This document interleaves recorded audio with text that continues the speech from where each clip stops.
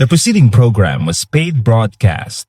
Any ideas, comments, and opinion expressed by the program hosts do not necessarily reflect the views and opinion of the station.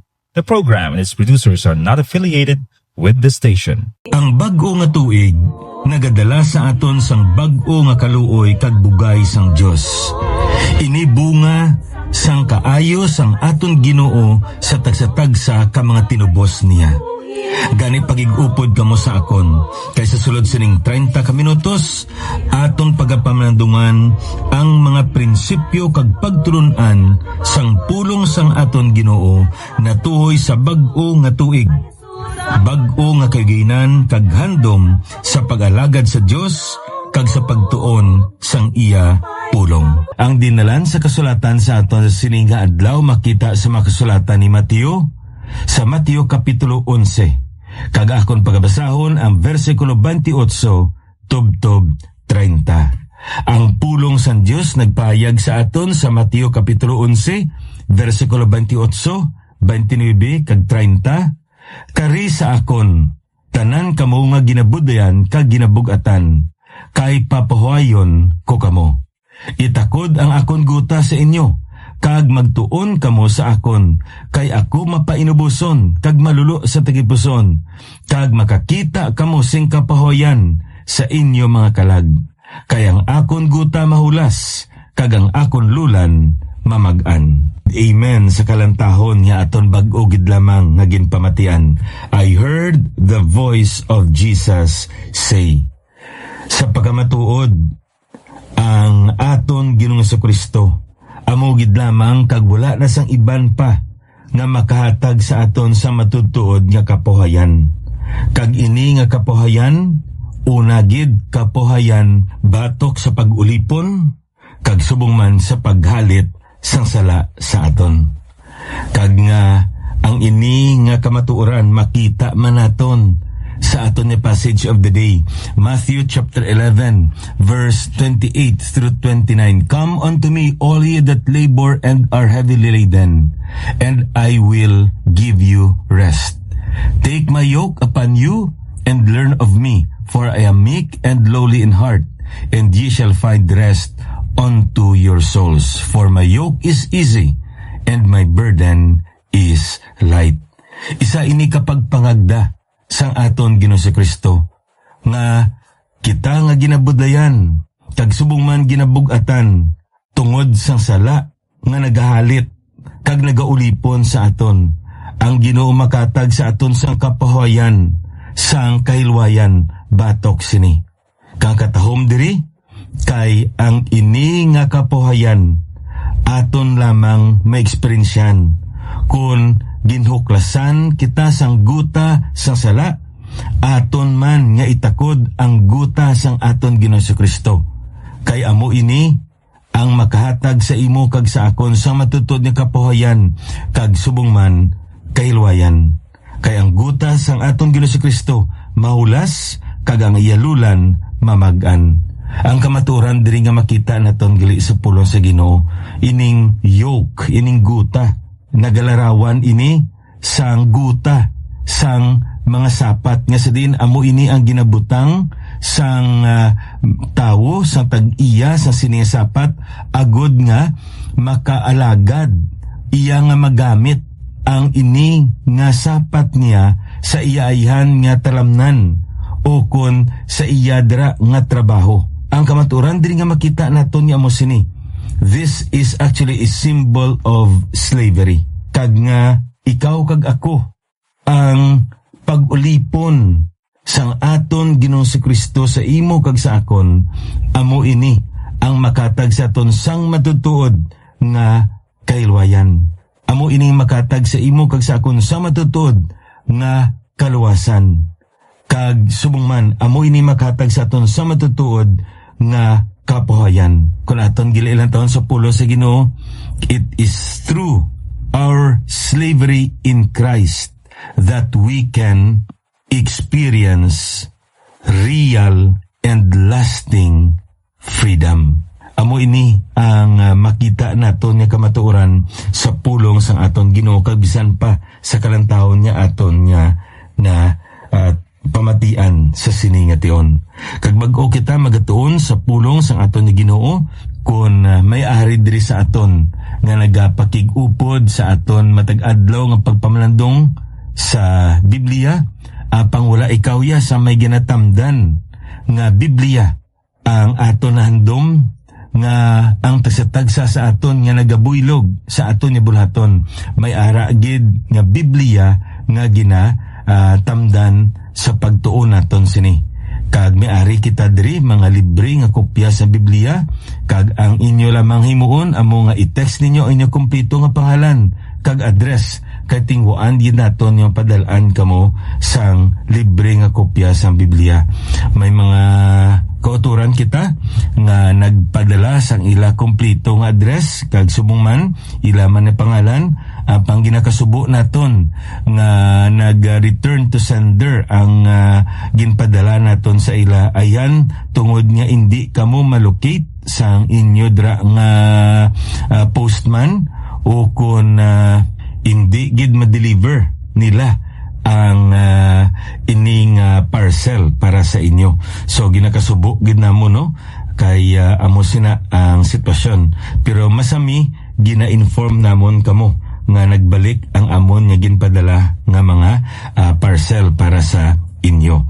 Apang sa liwat ginapasalamatan ginaton ang pribiliyo nga makapadayon kita sa pagpamalandong sa pulong sang aton nga Ginoo. So kung may tion kamo, i-text ninyo ang inyo kumpleto nga pangalan kag address kay aton gid kamo nga padalaan. Ang akong cell number 0917-1880-832.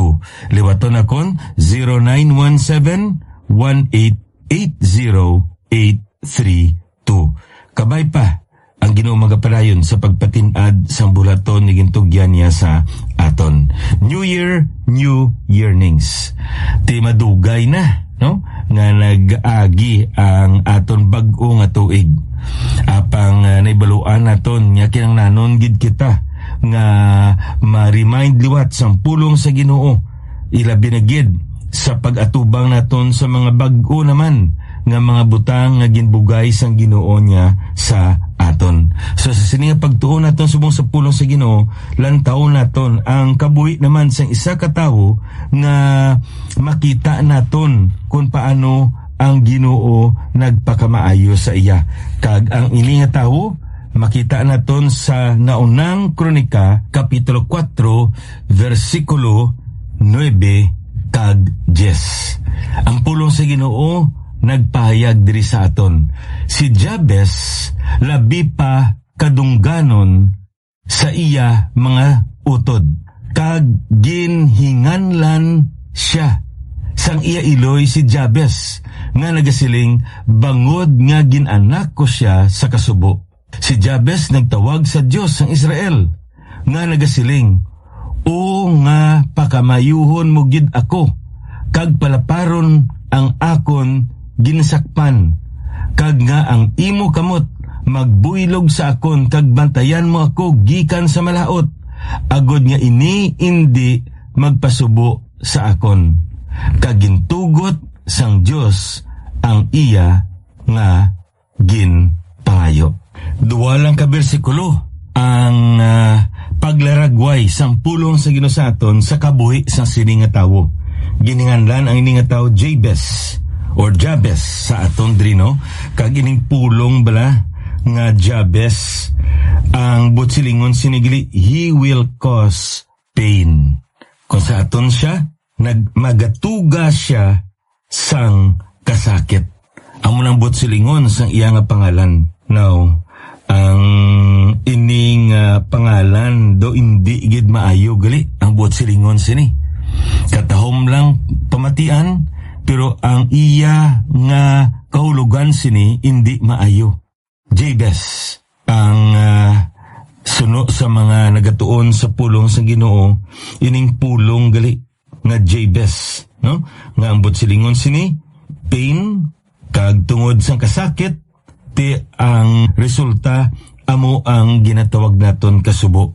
Na wala gid kita kahibalo kung ano gid ang kabangdanan nga agintawag ini siya nga Jabez. Apang isa lang kabutang nga makita naton nga tungod sini ang iya nga pangalan na angot sa kasakit. Kasakit ayan yan eksperyensyan sa iya nga iloy o kon sang ila nga panimalay o kon ang sitwasyon sang ila nga komunidad o kon sang ila nga kabikahan tribo nila sa sina mismo nga panahon. Kag tungod sini gininganlan ang ini nga bata nga si Jabez. Ayan iya nga iloy tamaan kabudlay ang iya nga pagdala sa kay Jabez. Kag tungod sini gininganlan siya one that will cause pain. O kun wala man kita kabalo.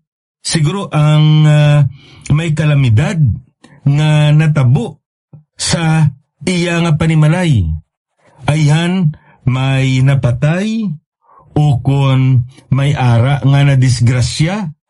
Kag tungod sini ang iya nga pagkatawo. Nagdulot man ini sang kasakit sa ila.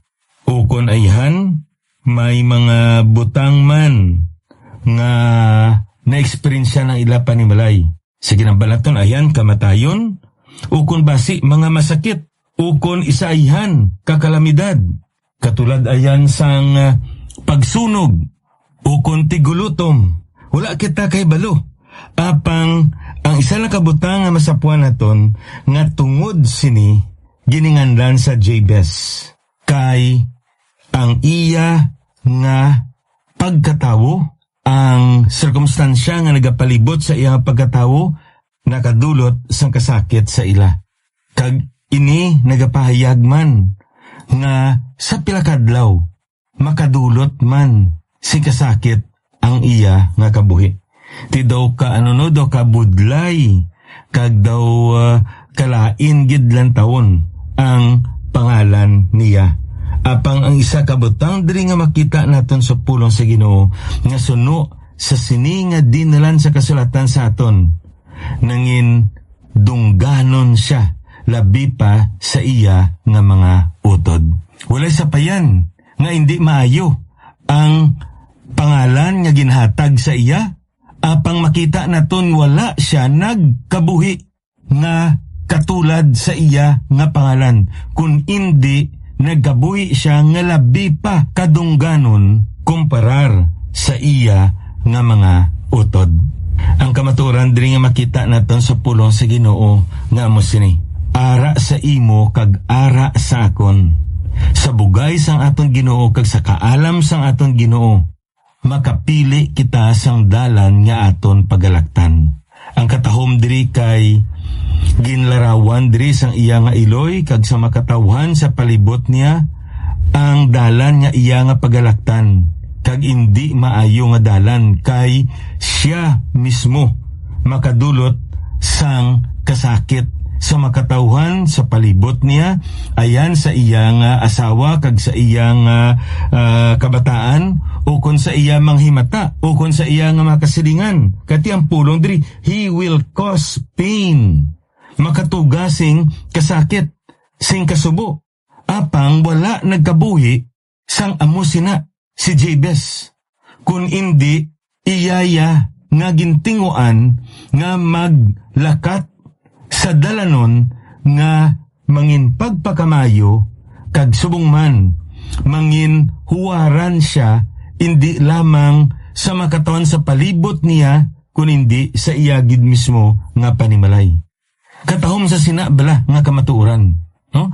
Ang aton bala nga pangalan, ang aton duog nga ginhalinan, may mga butang na kon kaisa nga nagaupod sina. Ang aton apelyido, kakon kaisa hindi maayo ang lugar nga ginhalinan naton, ang apelyido naton na konektar sa hindi maayo nga mga tawo o kon parinti naton, pero may ara gid ikaw kag ako sang ginatawag naton katungdanan nga magpanglakaton sibo sa prinsipyo sa pulong sang Dios.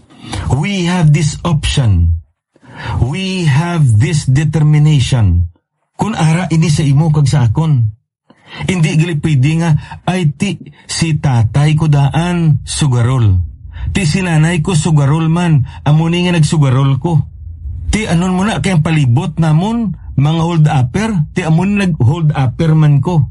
Ti anon mo na, kay ang akon mga parinti, amo sini. Ti amo man nga, nag-amo man ko sini. Hindi gali naton pwede, mahimo nga isa ini kabalibad. Kung hindi, ara sa imo kag ara sa akon. Kung matudtod ikaw, nga tumuluo sang aton Ginoo si Kristo, paagi sa bugay kag sa kaalam sang aton Ginoo, hatagan niya kita, sing kusog, sing kabakod, ihibalo, kag determinasyon, nga magwa kita sa sina, nga butang, kag makakabuhi, ayon sa kabubuton sang aton ni Dios. Hindi naton pagtugutan nga ang mga sirkumstansya nga nagapalibot sa aton, amo na magdikta kung ano kita. Ano ang aton panguna, ano ang aton niya panggawi, ano nga klase sang pangabuhi, ang aton niya igakabuhi. Tugutan aton ang balang Espiritu nga among magtudlo sa aton paagi sa ibalang niya pulong, nga magkabuhi kita nga ayon sa kabubuton kag sa tinutuyo sang aton nga Dios. May isa kuno ka experiment nga ginhimo sila.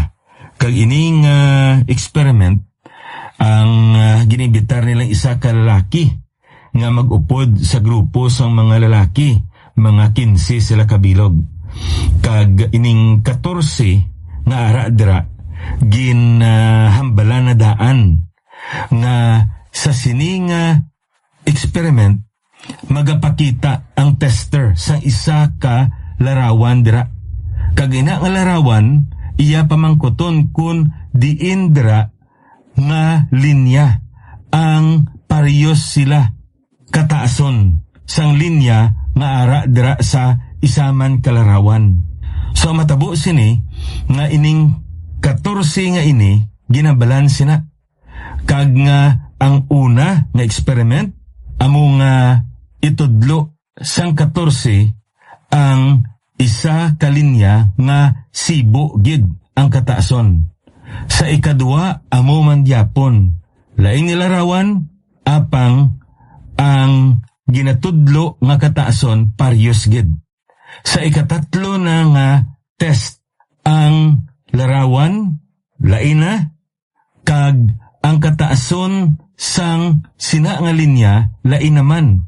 Pero ang isabat sang 14 ka mga tawo nubo nga linya.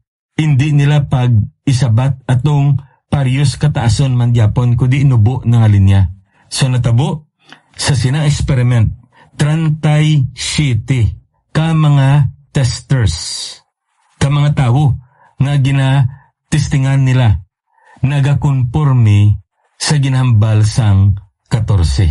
Ti kun aton nga usasaon ang ina nga experiment, gapakita lamang ina gali sang ginatawag naton pressure sang community. So 37% sa sina nga mga katawan, silingon mga 4 sa 10 katawo. Tungod kay amo inang ginhambal sang palibot, walay sapayan niya sala pa ina, makonporme na lang siya para wala sing gamo o kon ang iban sa ila nadlok. Kaya natabo sini, may ara nga mga anom nga naghambal nga hindi na insakto. Ang tutuod, amogid sini. Itudlo niya ang insakto to nga kataason sang linya. Apang sang ginbais siya sang 14, nagpasugot na lang sila. Mga 5 pagid kabilog. Tiko sa aton pa, amo sining masubo. Kaya nga aman, wala sing ginatawag naton kaligunan ang tawo sa sinikalibutan subong. Ano ba't silingon sini? Kung ano ang idikta sang katawan sa palibot, maupod na lang. Kay ginakulbaan.